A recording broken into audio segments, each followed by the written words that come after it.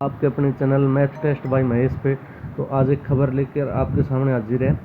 खबर है part time और जो संविदा पर कॉन्ट्रैक्चुअल जो कर्मचारी हैं जो कॉन्ट्रैक्ट पे लगे हुए हैं उनसे रिलेटेड हाई कोर्ट का फैसला है, छत्तीसगढ़ हाई कोर्ट का, कि 10 साल से ज़्यादा जिन कर्मचारियों को हो गया है जो कॉन्ट्रैक्चुअल बेसिस पे लगे हुए हैं उनको रेगुलर किया जाए। केस क्या था?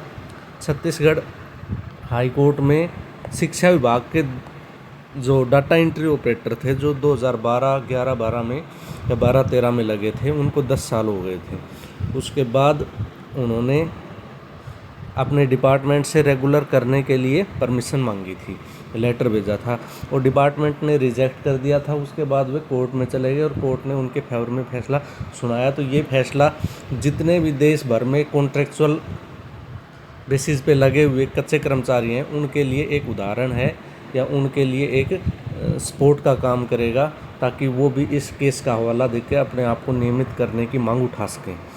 तो ये है regularisation section, sanction post staff can not be denied regular status over contractual level, Chhattisgarh high court. तो ये खबर है, ये खबर आप पढ़ सकते हैं। ये 18 फरवरी 2026 की टाइम्स ऑफ इंडिया की न्यूज़ में छपी हुई है। तो इस खबर में बताया क्या गया वो देखिए भाई, हिंदी में देखते हैं।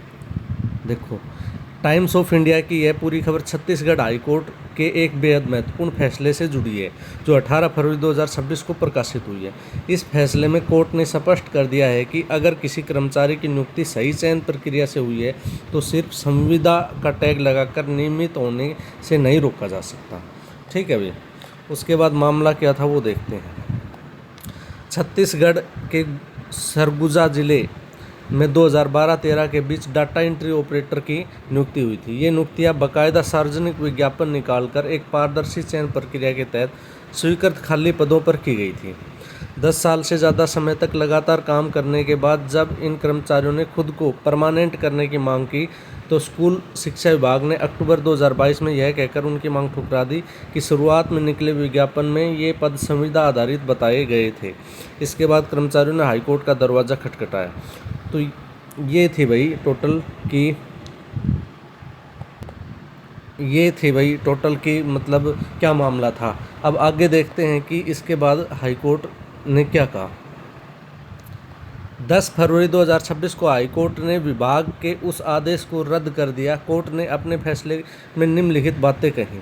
पिछले दरवाजे से भर्ती नहीं। हाईकोर्ट ने साफ किया कि इन कर्मचारियों की भर्ती बैक डोर एंट्री नहीं थी।